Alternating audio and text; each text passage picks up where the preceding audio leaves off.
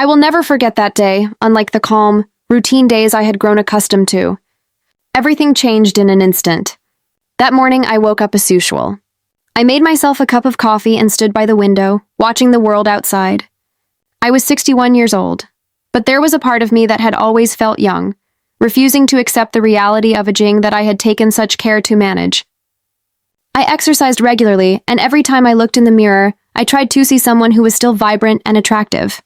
But a void lived within me. Nothing could fill it. Jack. The Deliverman's name was Jack. Every time I saw him, I felt something strange, an inexplicable attraction. He was 22 years old. Perhaps it was his youthful energy that had drawn me to him over the past few months. I kept ordering things online, books, home decor, sometimes completely useless items, just to hear the doorbell ring and see him standing there. I kept telling myself it was inappropriate, but my heart raced every time. That day, as I stepped outside, I saw Jack delivering packages in the neighborhood. He rode past me on his motorcycle. Suddenly, his tire skidded and he fell right in front of me. I screamed, my heart pounding. I dropped my bag and ran to him. His knee and elbow were badly scraped, and the pain was evident on his face. But he still managed to flash that smile. "Judith, I'm fine. It's nothing," he said in a deep voice, trembling slightly. "Don't be ridiculous," I said firmly. "Don't tell me you're fine. Come inside and let me take a look." I helped him pull his motorcycle onto the sidewalk. I supported him as we walked to my house. He hesitated at first, but my insistence left him no choice. Once inside, I led him to the couch in my living room. I grabbed my first aid kit and began cleaning his wounds. My hands were trembling, but I tried to study them so Jack wouldn't notice. As I worked, I couldn't help but notice his youth and energy up close, but there was also ascertained maturity in his expression that caught me off guard. "I'm sorry to trouble you like this, Judith," he said with a smile. "Really, it's not a big deal." I chuckled, trying to sound stern, but unable to hide my smile. "You fall and hurt yourself and you think I'm going to let you just get up and go?" As I applied the bandages, Jack grew quiet.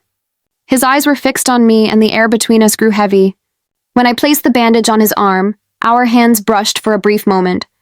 That accidental touch intensified the silence between us. "Judith," he began hesitantly, "I didn't expect you to be so kind. Most people just want me to drop off their package and leave." I looked at him and something shifted inside me. "You're not just a deliver man, Jack. I see the way you look at people, how caring you are, and honestly, being around you makes me feel alive in a way I haven't felt in a long time," I admitted, my voice trembling slightly as my cheeks flushed. I couldn't take it back. Jack's expression changed. There was a new determination in his eyes, accompanied by something undeniably magnetic. Slowly, he leaned closer, his gaze never leaving mine. Before this story spirals further, make sure to subscribe to my channel and turn on notifications to find out what happens next. Your support through comments and likes means everything to me. At that moment, Jack's eyes locked onto mine and the air between us became electric. "This was just the beginning. You know," he said after a brief silence, "the place I'm staying at is far from my job. The daily commute is exhausting. I've been thinking about finding a place closer, but the prices are way too high." When he said that, something stirred in me. I realized I could help him, and the thought gave me a strange sense of excitement. "Jack," I said softly but resolutely, "I have a small apartment right next to my house. It's not rented out. If you want, you can move in for a very reasonable price. It'll make things easier for you." Jack looked at me genuinely surprised. "Judith, you don't have to be this kind," he said, his voice tinged with disbelief. But I had already made up my mind. I knew in that moment that everything was about to change. And it did. That day became the first step in breaking the monotony of my life. This story was just beginning. At that moment, the tension between us heightened. As I tended to his wounds, I held his arm, but my hand lingered on his skin a little longer than necessary. For a brief moment, my eyes traced his broad shoulders and strong arms. I noticed him watching me too cautiously. His gaze traveled over my legs, my waist, my shoulders, and my heartbeat quickened. Though I tried to ignore it, I was lost in that moment. My hands trembled as I finished the bandage. Then, as I bent down to pick up a fallen bandage, Jack leaned down at the same moment, and our hands accidentally touched. We both froze. The electricity of that brief contact made the silence between us even heavier. As I slowly stood up, our eyes met again. I tried to decipher his expression. There was hesitation in his eyes, but also something undeniable, an attraction. "Judd," he said in a softer voice than I'd ever heard from him. "I have to say, I didn't expect you to be this kind. Most people just want me to drop off their package and leave. They wouldn't go out of their way for someone like me. Honestly, I don't even think I deserve this much." Hearing those words made me lose my focus for a moment. I saw something deep, something mature in this young man. I tried to compose myself, forcing a small laugh. "Jack, if you move into the apartment, it'll feel like I've been waiting for you to take charge all along," I said, easing the tension slightly. Jack looked even more surprised. "To be honest, I need to move fast. My landlord is trying to evict me and I still have deliveries to finish," he said in a slightly rushed voice. He stood up quickly to leave, but paused to take my number before heading out. The next morning, I saw Jack arrive in a big truck with two of his friends. They began moving his things into the apartment. Standing by my window, I found myself watching him carry heavy boxes with his strong, muscular arms. I couldn't look away. Something stirred in me, a feeling I hadn't experienced in years. His youthful energy, his dynamism, it was captivating. After a moment, I pulled myself together. I poured coffee into a thermos and headed toward them. "You must all be exhausted," I said with a smile. "I love to invite you all to dinner. Let's sit down and enjoy a good meal." Jack and his friends thanked me, but Jack said, "Judd, that's really kind of you, but my friends have to head back. It's a long drive." I felt a pang of disappointment, but hid it well. When evening came, Jack arrived alone. Seeing him there, I felt a mix of surprise and excitement. I greeted him with a smile. "Where are your friends?" He shrugged and gave me a small smile. "They had to leave. They couldn't stay. I didn't want to leave you alone tonight," he said. Hearing those words sent a wave of joy through me. The rest of the evening, our conversation deepened. At that moment, I realized this was the start of something new. "To be honest," I said with a small smile looking into Jack's eyes, "I expected all of you to come, but since it's just you, I suppose, there's no harm in opening a bottle of wine." "I always enjoy wine with dinner, Jack." He returned my smile, his eyes fixed on me. "That's perfect." "Wine and you? What more could I ask for?" he said, igniting a small spark in me.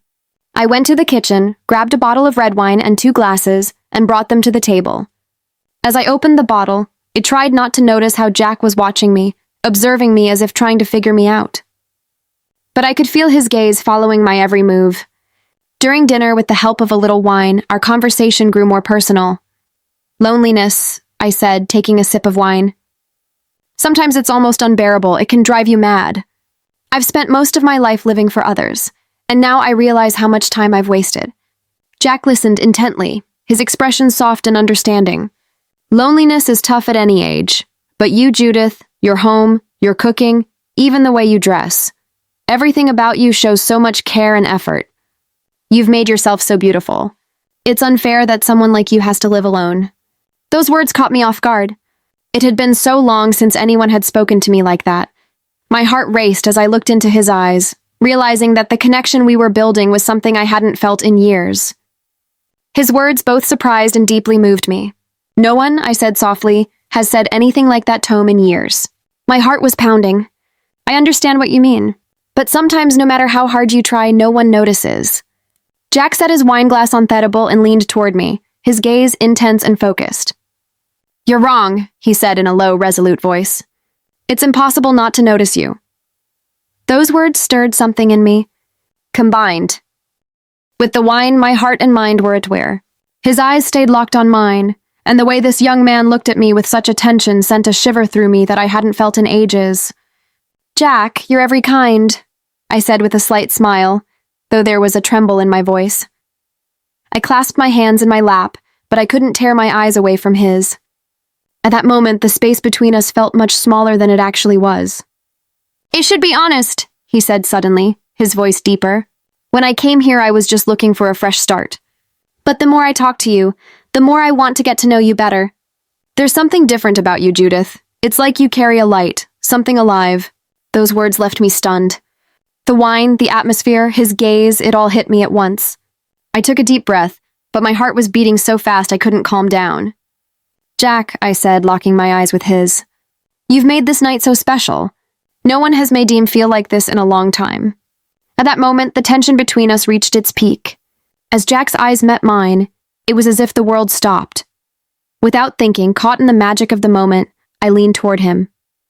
When our lips met, my heart felt like it was about to burst. It awakened something in me that I had suppressed for years. But reality hit me like a wave. I pulled back quickly, my face flushed with embarrassment.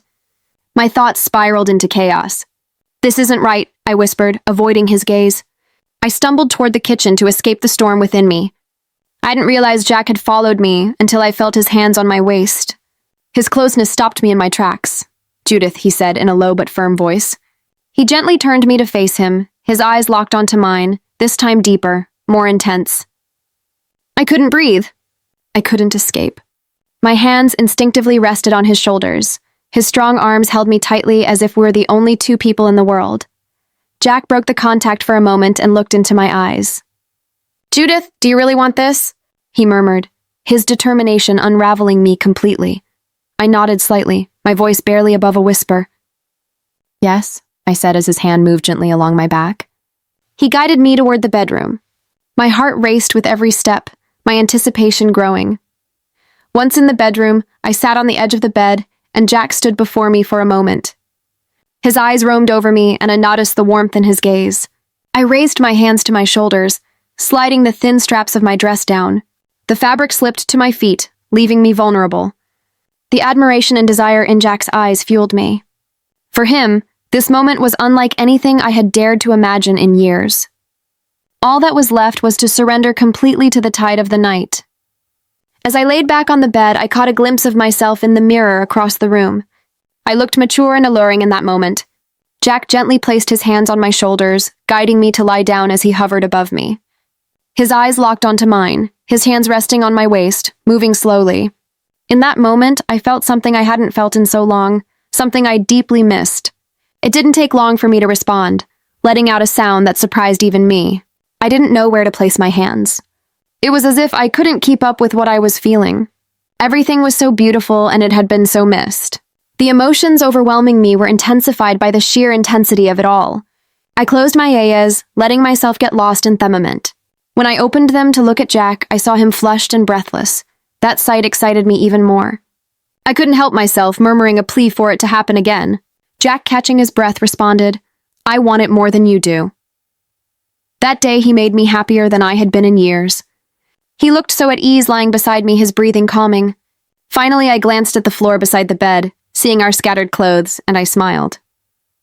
I had missed this so much. Jack's breath grazed my neck.